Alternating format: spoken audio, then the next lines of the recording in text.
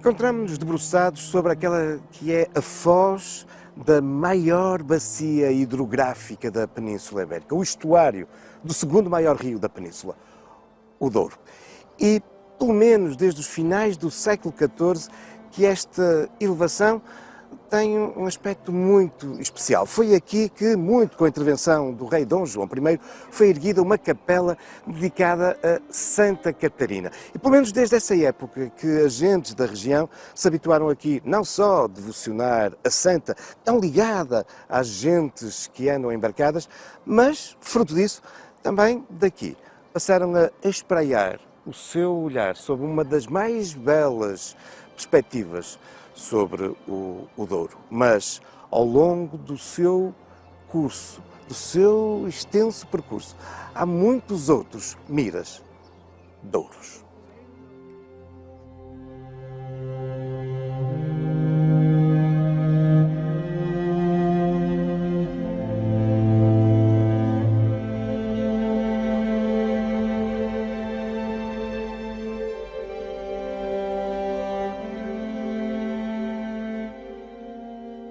Mas não é só na foz e no estuário do Douro que o grande rio nos permite belíssimas perspectivas, monumentais miradouros. Ao longo de todo o seu percurso, isso é possível, particularmente naquela área que a Unesco classificou como Paisagem Cultural Património da Humanidade. E entre esses vários miradouros, encontramos naquele que é um dos mais conhecidos e dos mais emblemáticos.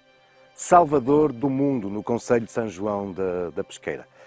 Este miradouro que é também há muito um dos mais principais, talvez mesmo o mais destacado santuário deste Douro vinheteiro.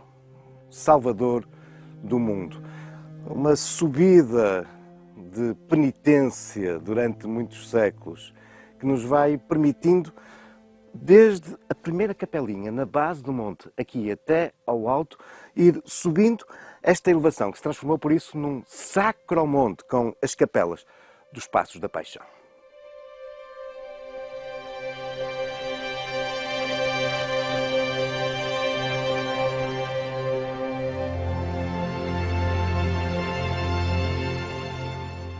As origens deste santuário remontam aos finais do século XVI, o que o torna mesmo num dos pioneiros sacromontes do nosso país, porque esta é uma estratégia religiosa que se vai desenvolver muito com o espírito barroco ao longo do século XVII e XVIII.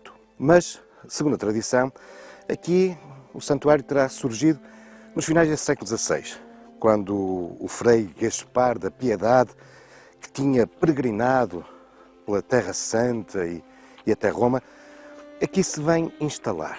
De algum modo torna-se um ermita, mas com ele trouxe uma importante relíquia lá do Próximo Oriente, um fragmento do osso de São Jerónimo, o que veio conferir ainda maior sacralidade a esta elevação. Contudo, uma série de vestígios arqueológicos comprovam-nos que desde épocas muito antigas, desde épocas pré-históricas, que o homem prestou atenção a esta elevação. E não é de admirar. Estamos, de facto, perante um afloramento rochoso que se impõe e que permite um enorme domínio visual. E por isso não passou despercebido aos nossos antepassados.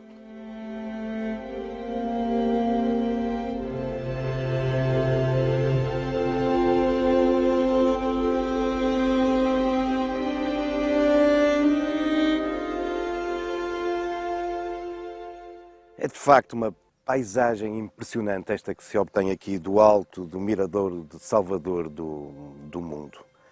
E uma perspectiva que nos vem reforçar estas características do rio, selvagem, difícil, duro. O Dúrios, como há pouco vos descrevia. Aliás, encontramos-nos debruçado sobre aquele que durante milhares de anos foi um dos principais obstáculos naturais à navegabilidade do Rio Douro. Uma garganta estreita, o Caixão da Valeira. Aliás, durante esses milhares de anos, a dificuldade do Caixão não era só o facto de ser estreito. Isso não faltam depois outros trechos do rio, nomeadamente no Douro Internacional, onde essa é uma das suas características. O problema é que aqui, nesta garganta estreita, o Caixão apresentava também uma queda de água, vários metros em que o rio se despenhava, tornando impossível a sua navegabilidade. Durante séculos, o homem sonhou com a possibilidade de os barcos que vinham de jusante poderem prosseguir calmamente para montante, mas era impossível, dada essa queda de água. Desde o século XVI que se começaram a pensar e equacionar obras que permitissem desmontar essa queda de água. Mas teremos que esperar pelo século XVIII, Marquês de Pombal e a sua Companhia das Vinhas do Alto Douro, para os trabalhos se iniciarem. Em 1779 é lançado um imposto sobre a produção do vinho exatamente com esse objetivo. As obras têm início no ano seguinte, em 1780. E em 1789, o ano da Revolução Francesa, que nos marca simbolicamente o início da nossa época contemporânea, é também um ano de revolução para o Douro e para toda a região. Pela primeira vez, um barco conseguia passar no Caixão da Valeira. Mesmo assim, e durante muito tempo, continua a ser um obstáculo difícil. Já não há queda d'água, já é possível navegar, mas era um lugar de fortes correntezas, rápidos, perigosos. Tão perigosos que aqui, no século XIX, vai morrer um dos maiores amantes do Rio Douro. Um homem que tinha feito os primeiros levantamentos cartográficos, os primeiros mapas pormenorizados do Douro e que tinha assinalado o Caixão da Valeira como um sítio muito perigoso. E acabou por aqui falecer. Estamos a falar do famoso cidadão britânico Barão Forrester, que nós conhecemos aportuguesado como o Barão Forrester. Hoje, aqui deste belíssimo miradouro, não nos apercebemos dos perigos que o Caixão da Valeira teve durante tanto tempo, porque a partir de 1976 aqui nasceu uma barragem que veio suavizar, domar definitivamente este local perigoso. Mas o miradouro, esse continua a ser um espaço privilegiado.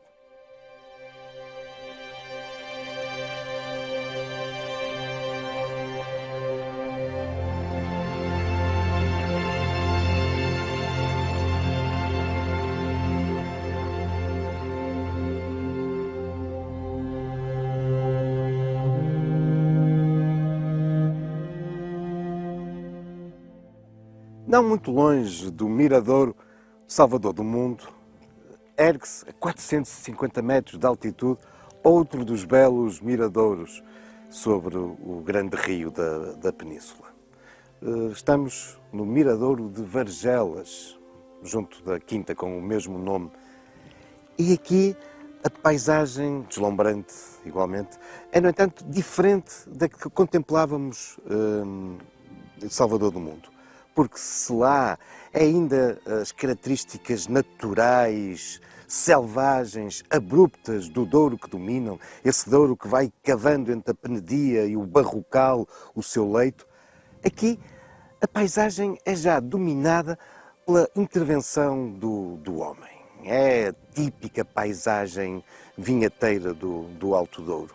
Uma paisagem, de facto, trabalhada de um modo harmónico pelo homem ao longo de séculos, cavando as terras, aqui criando estes socalcos para permitir o plantio da vinha. Estamos, de resto, junto de algumas das mais conhecidas e históricas quintas de produção do vinho no Douro. Um trabalho que foi sucedendo ao longo de gerações, moldando a paisagem e contribuindo para que em 2001 a Unesco tenha reconhecido esta área como um património paisagístico, um património, uma paisagem cultural classificada como património da humanidade. Aqui neste miradouro podemos contemplar isso e, como nos recorda um texto de Moita Flores, é como se estivéssemos num dos pontos mais belos do céu.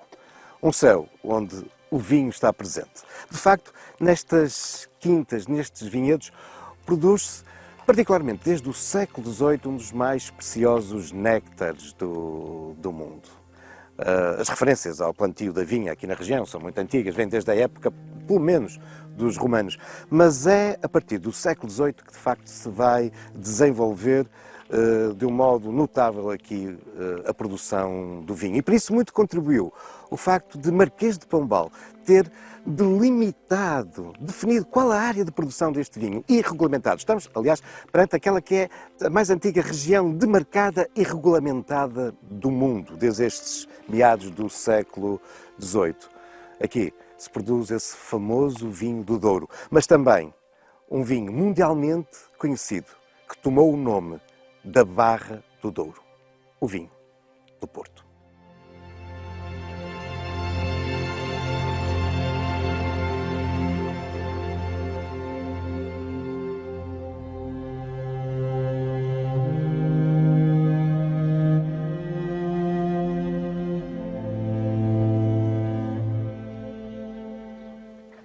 Cruzamos o rio para a margem oposta, a margem direita, e encontramos-nos sobre aquela que é uma das povoações mais vinheteiras da região do Douro, Pinhão. Estamos num outro belíssimo miradouro, Casal de Loivos.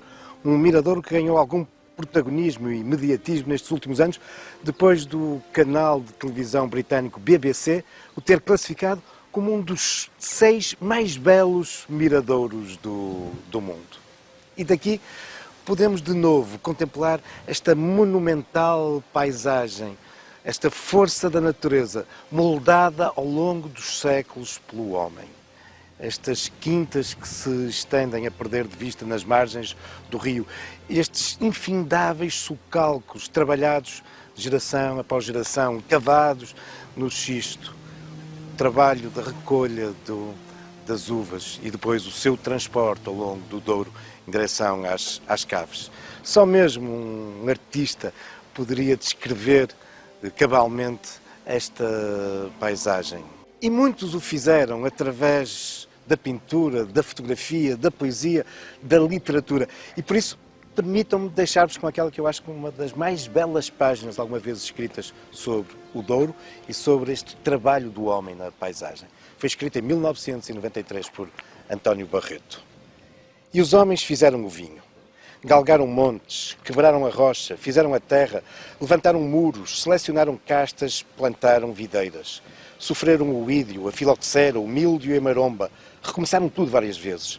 Sofreram o paludismo, as sezões, a pneumónica e a tuberculose. E recomeçaram. Mandaram vir cepas americanas, enxertaram variedades rústicas, arranjaram remédios, o sulfato, o enxofre ou o bórax. Trataram das vides melhor do que das próprias vidas. Trataram das videiras como trataram os filhos, as adegas como se fossem as suas casas. Podaram, enxertaram, cavaram, escavacaram, redraram e nunca um desses trabalhos foi simples ou fácil. Encosta acima, foi sempre um calvário. Vindimaram a cantar para esquecer o cansaço e os calores de 40 graus. Levaram as uvas às costas em cestos de 4 ou 5 arrobas, em sítios onde não vão os carros de bois, onde se desce para o precipício e se sobe para o inferno. À noite, pisaram uvas, cortaram lagaradas, horas a fio, num dos mais violentos trabalhos de toda a agricultura, que os álbuns de turismo ou os citadinos filhos de proprietários acham tão pitoresco, mas que só se aguenta porque é preciso viver, porque uma posta de bacalhau cru e um caneco de aguardente aquecem o corpo e porque as mulheres, em frente aos lagares, aquecem as almas. Transportaram tudo à cabeça e às costas, almudes de água-pé, canecos de água, vasilhas de aguardente, pedras e terra, esteios de ardósia, rolos de arame, cepas, cestos de uva. Carregaram carros de bois, desceram os montes, entraram no rio, carregaram barcos de rabelos, desceram o rio, conduziram o barco, descarregaram o barco, carregaram os vapores, voltaram ao rio, subiram o rio, levaram os barcos à sirga, à corda, rio acima, no que deveriam ser as galeras do Douro. Foi este o homem do Douro. Foram os que morreram debaixo de rochas e de rodas, afogados no rio, abafados em túneis, a tremer de febres e de paludismo. Foram eles que acabaram o que a natureza apenas tinha começado. E fez-se o vinho. O vinho fez os homens. E os homens fizeram o Douro. Um texto, de facto, notável. E onde percebemos, de facto, toda esta gesta, toda esta história incrível de gerações moldando esta paisagem. E que miradouros como este nos permitem. Mas há outros. Vamos conhecer um muito especial.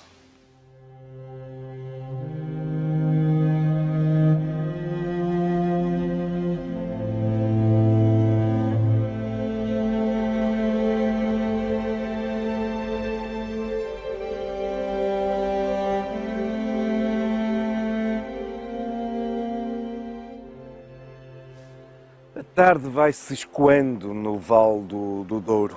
Aproximamo-nos do final do dia, do pôr do sol, e encontramos-nos naquele que para muitos é o miradouro que apresenta o mais belo pôr do sol no Douro. São Leonardo de Galafura, na Régua.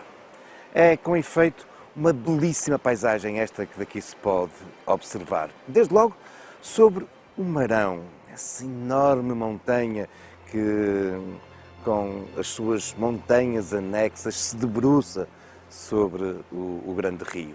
Mas, acima de tudo, é ainda o Douro vinheteiro que domina a paisagem, com as suas muitas cores, texturas, padrões, o relevo desta relação harmónica entre o homem e a natureza. Mas é fundamentalmente esta, a natureza, que aqui uma vez mais domina. Neste vale profundo que ao longo de milhões de anos o Douro foi cavando entre estas grandes montanhas, entre estas penedias. Aliás, aquele que é um dos nossos mais fabulosos escritores, um dos nossos poetas mais telúricos nesta ligação à terra, Miguel Torga, no seu diário em 1977 escrevia daqui que não é um panorama aquilo que os nossos olhos contemplam, é um excesso da natureza. Isso mesmo, um excesso da natureza, tal a monumentalidade, a grandiosidade desta panorâmica. Miguel Torga, que descrevendo este mesmo e proeminente elevação rochosa, já uns anos antes, na década de 60, havia dedicado um curioso poema aqui a São Leonardo de Galafura, comparando a formação rochosa a um barco.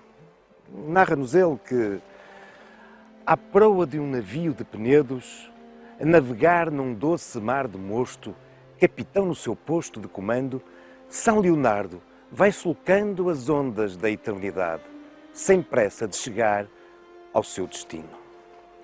É este poema que podemos também aqui contemplar na capelinha que se ergue bem no alto desta elevação, deste miradouro. Uma capela dedicada a São Leonardo. Mas porquê São Leonardo? Porquê este santo?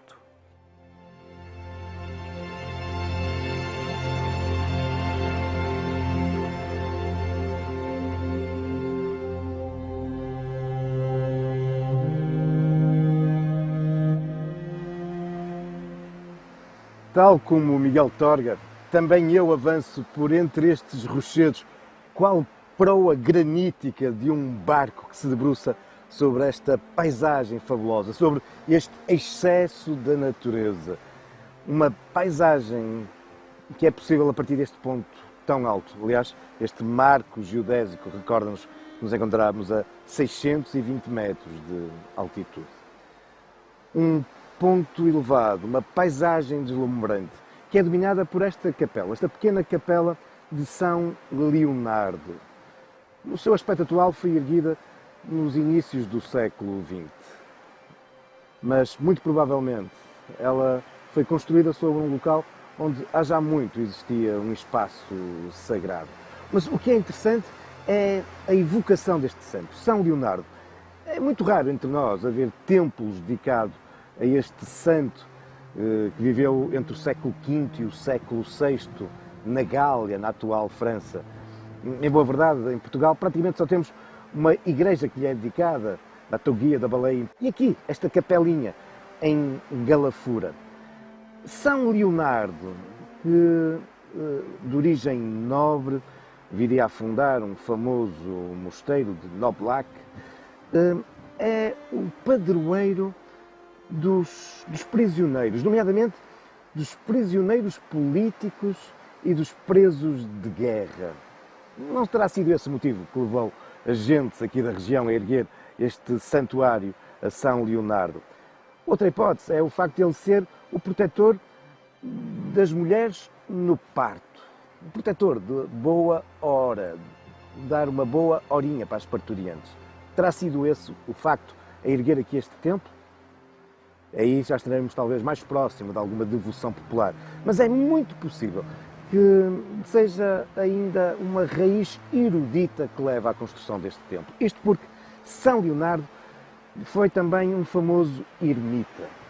Ele viveu durante muito tempo, isolado dos homens, vivendo no meio da natureza. Ora, no meio da natureza, é exatamente onde nos encontramos aqui, neste fabuloso miradouro.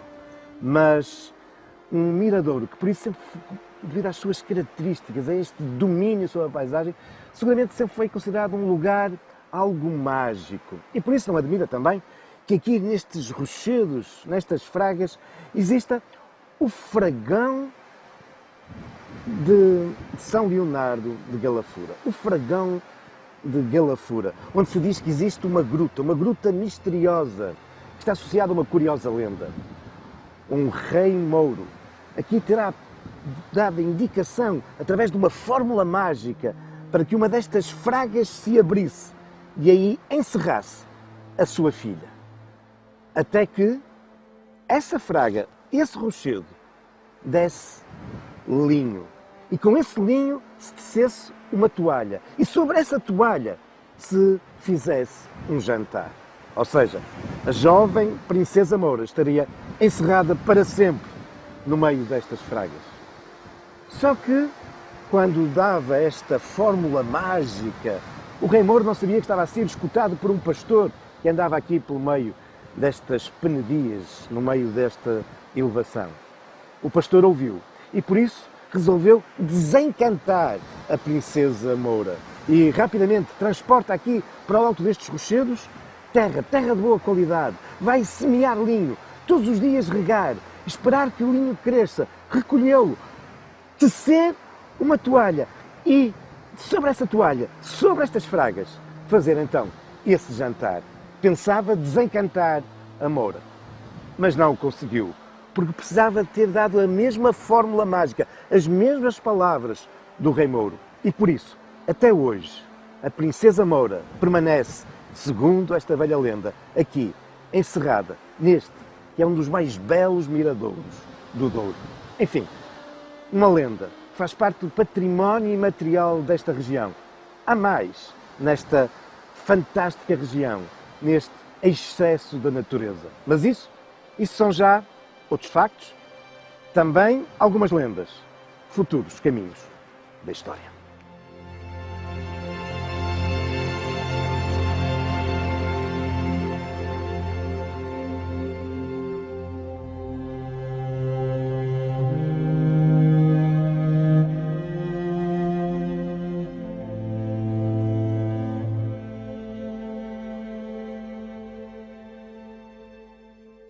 Na próxima temporada, o Caminhos da História cumpre 10 anos de vida. É uma data bonita, mas que também nos acarreta uma grande responsabilidade.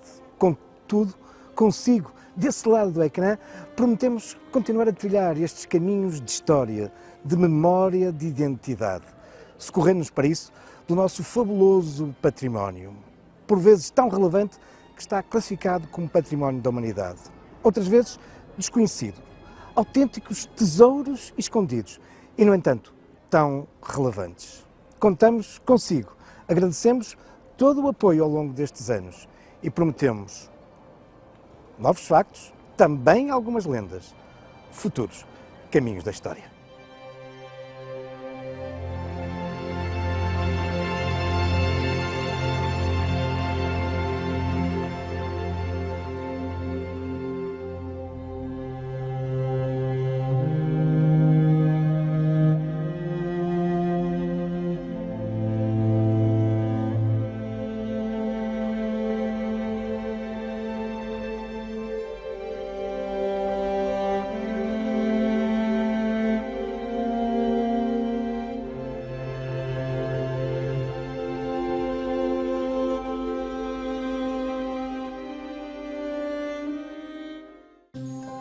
Este programa foi patrocinado por World of Discoveries, Museu